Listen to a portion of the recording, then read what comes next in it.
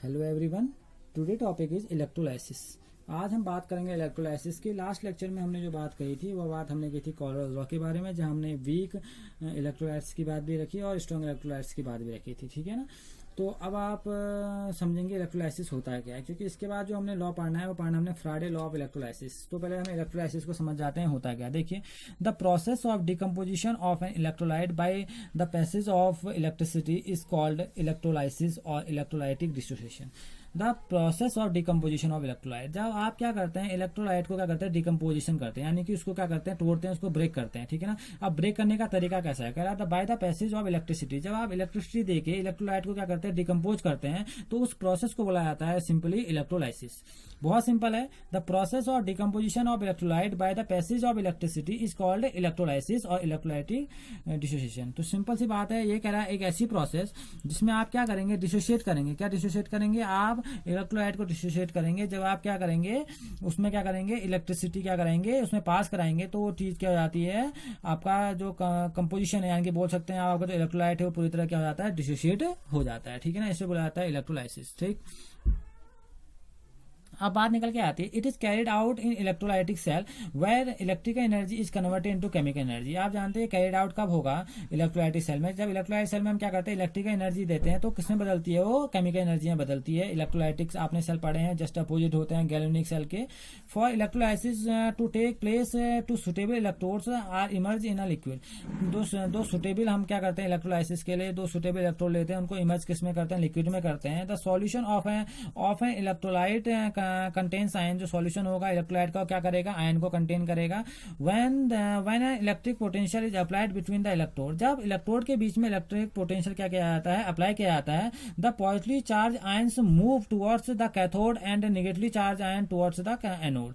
तो कह रहा है जो पॉजिटिव चार्ज आयंस होंगे मूव करेंगे किसकी ओर कैथोड की ओर करेंगे, और जो नेगेटिव आयंस मूव करेंगे वो किसकी ओर मूव करेंगे वो मूव करेंगे आपके एनोड की ओर। Where the when cation reach the cathode it take up electrons and gets be neutralized. और होगा क्या थोड़े समय के बाद क्या होगा वो एक दूसरे के आयन लेने के बाद क्या हो जाएंगे गेट चार्ज न्यूट्रलाइज, वो क्या हो जाएंगे न्यूट्रलाइज हो जाएंगे। Thus the gain of electron decrease in oxidation number. अब इलेक्ट्रॉन गेन होंगे तो ऑक्सीडेशन नंबर क्या होगा आपका डिक्रीज होगा।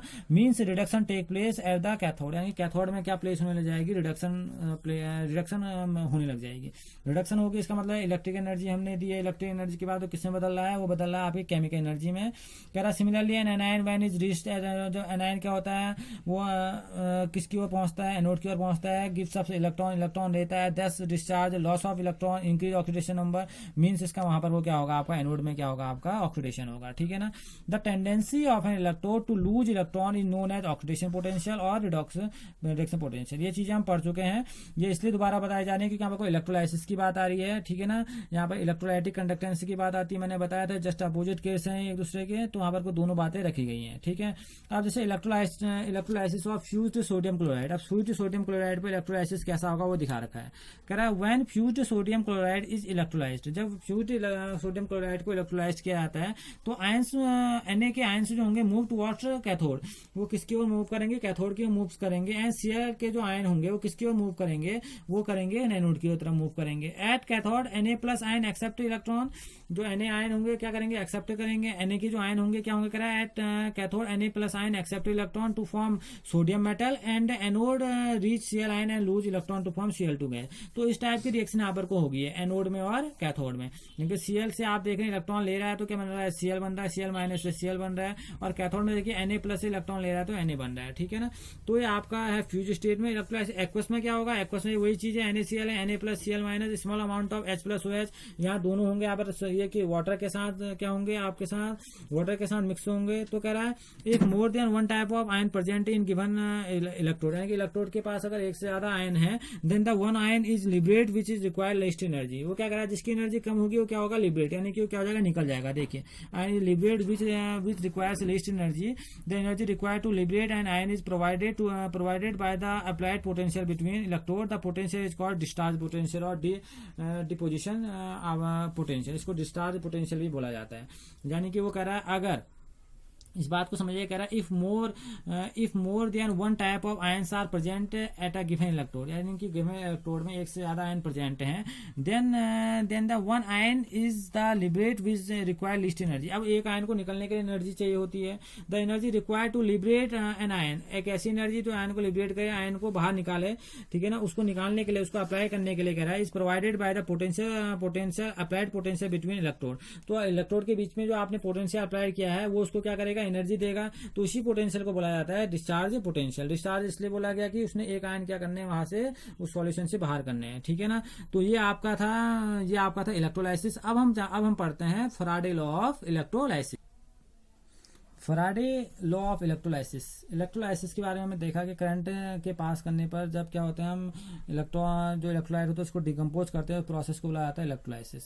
अब बात आती है इलेक्ट्रोलाइसिस के बारे में किसने बताया था, उसके लॉ किसने दिए थे। तो उसके जो लॉ दिए थे उसको फर्स्ट बार इन्वेस्टिगेट किया था माइकल फैराडे ने, ठीक है ना। एक क्वांटिटेटिव रिलेशनशिप दिया था इलेक्ट्रोलाइसिस के लिए। तो माइकल फैराडे के दो लॉ है, Faraday first law of electrolysis बुलाया जाता है, और सेकेंडली जो होता है वो बुलाता है Faraday second law of electrolysis.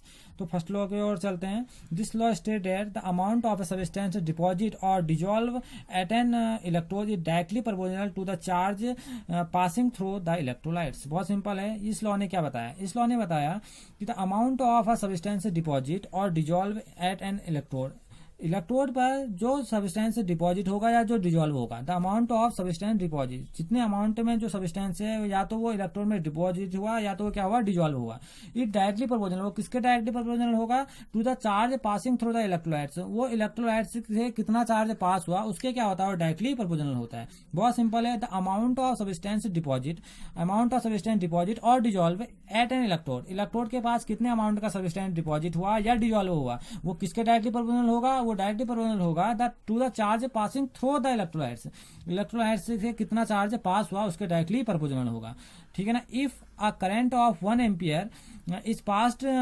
for t second, the quantity of charge q in coulombs, if w1 या w gram of substance is deposit by q, the Coulomb's law of electricity is the, अब कह रहा है q coulombs of electricity, then तो क्या होगा, w is directly proportional to q। अब q को हम क्या कहते हैं, it, ठीक है ना। q is directly proportional to it, ठीक है ना। तो यहाँ से एक वर्ड निकल के आता है, प्रोपोर्शनलिटी साइन को हटाएंगे तो आता है w equal to Z I T. क्या निकल के आता है, w equal to Z I T, ठीक है ना। अब यहाँ पर को हम रख सकते हैं, इसकी वैल्यू रख सकते हैं, तो यहाँ पर को निकल सकता है, इसकी वैल्यू हम रखें तो यहाँ पर को निकल के आएगा आपका E अपॉन, आपको दिख रहा है 96500 IT, ठीक है ना। वो इसलिए वजह से क्योंकि यहाँ पर को हम कह रहे हैं where Z is the constant of proportionality, constant है, इसको इलेक्ट्रोकेमिकल इक्विवेलेंटी बोला जाता है। यदि Q की वैल्यू 1 हो जाएगी तो W की वैल्यू किसके बराबर हो जाएगी, Z के बराबर हो जाएगी, ठीक है ना। इसको हमने फैराडे कांस्टेंट के टर्म में लिख दिया है, तो ये फैराडे कांस्टेंट के टर्म में यहाँ पर को आ गया है। तो आप इसे सिंपल या करेंगे तो आप बोलेंगे W equal to Z I T. इसका क्या है, फर्स्टली इसका क्या है, फैराडे लॉ का फर्स्ट लॉ है, ठीक है ना। इसका मतलब क्या है, कितने अमाउंट का, देखिए आप बोल रहा है करंट पास किया गया, टी टाइम लगा इतना, और आप कह रहा है W1 जो ग्राम सब्सटेंस है वो डिपॉजिट किए गए, तो आप उसने क्या बोला है कि जो इलेक्ट्रोड में जितना भी सब्सटेंस डिपॉजिट हुआ है, डिजॉल्व हुआ, डायरेक्टली प्रोपोर्शनल किसका होगा, चार्ज, उस इलेक्ट्रोलाइट से कितना चार्ज पास हुआ, तो डायरेक्टली प्रोपोर्शनल किसके है, Q के। Q क्या आपका चार्ज है, और Q को हम जानते हैं क्या लिख सकते हैं, IT लिख सकते हैं। तो जो फॉर्मूला निकला क्या निकला, W equal to Z I T, फिर उसको रीअरेंज किया गया इस रूप में, ठीक है ना। आप जनरली अपनी बुक्स में इस रूप में भी इसको देखते हैं, ठीक है ना। तो ये क्या, Faraday law, first law of Faraday, ठीक है ना। ये फैराडे का क्या है, पहला लॉ है, ठीक है। तो फाइनली हमारी जो वैल्यू निकल के आ रही है W इक्वल टू, जो आ रही है यहाँ पर को आ रही है W equal to E upon 96500 IT आपका। ये जो जेड की वैल्यू थी, न्यूमेरिकली जब हम निकलते तो न्यूमेरिकली जो जेड की वैल्यू मानी जाती है वो मानी जाती है आपकी E अपॉन 96500, इसकी वैल्यू इतने की क्या मानी जाती है, बराबर मानी जाती है। तो हमने जेड की जगह इसको क्या कर दिया, पुट कर दिया, ठीक है ना। न्यूमेरिकल जब हम करेंगे तो वहां पर को हमारी हेल्प करता है, ठीक है ना। तो ये न्यूमेरिकली आपके लिए इंपोर्टेंट एक रिलेशन है, ठीक है। यानी कि ई का मतलब है चार्ज डिपॉजिट ई ग्राम मेटल से, यानी कि ई ग्राम मेटल पर कितने चार्ज उसके डिपॉजिट है, उस चीज को ये क्या करता है, बताता है, ठीक है। क्योंकि यहाँ पर को इक्विवेलेंट मास की जहाँ पर को बात आएगी तो वहां पर को निकालने के लिए बहुत ईजी होता है, ठीक।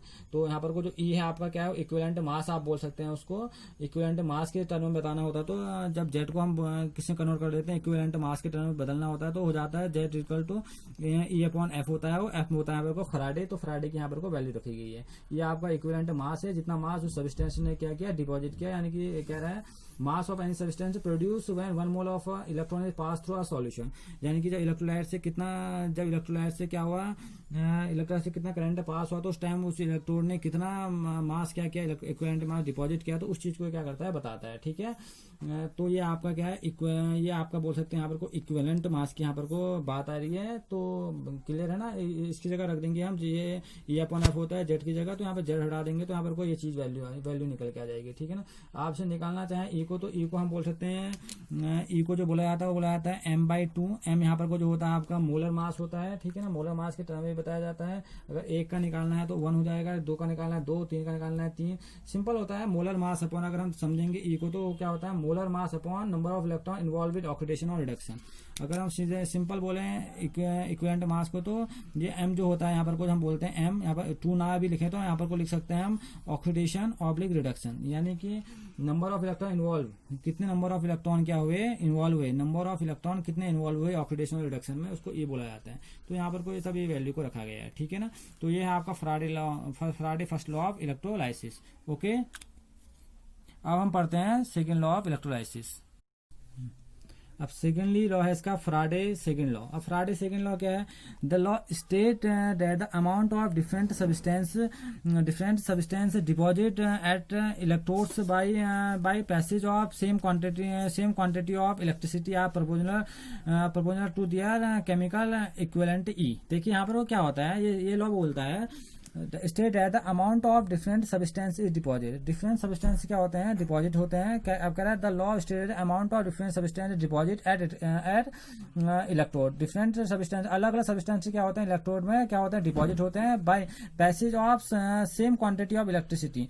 आप क्या करें, जब सेम क्वांटिटी की इलेक्ट्रिसिटी इसमें क्या कराते हैं, पास कराते हैं, are proportional to the chemical equivalent. वो किसके इक्विवेलेंट होती है, केमिकल इक्विवेलेंट के क्या होती है, क्या होती है, डायरेक्टली प्रोपोर्शनल होती है। वो बोलता है वही चीजें हैं, फर्क इतना है कि यहाँ पर वो केमिकल इक्विवेलेंट के बराबर होती है। अब केमिकल इक्विवेलेंट को जो हम करेंगे वो हम अमाउंट ऑफ सब्सटेंस से बात करते हैं इसकी, ठीक है ना, या अलग टर्म में भी हम इसकी बात करते हैं। तो जैसे कह रहा है इफ, तो यहाँ पर को जो फॉर्मूला आया क्या है, W is directly proportional to E।